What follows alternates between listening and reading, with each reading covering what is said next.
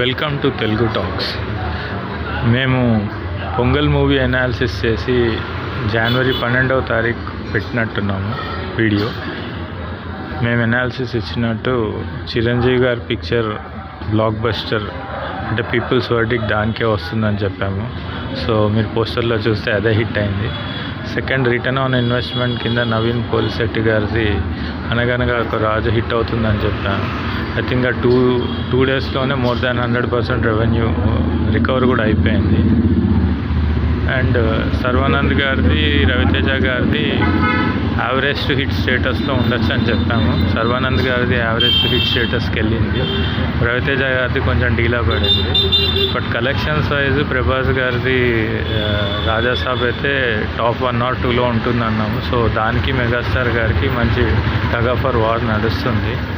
So please continue మా ఛానల్ని watch చేయండి, సబ్స్క్రైబ్ చేయండి, లైక్ చేయండి. Thank you.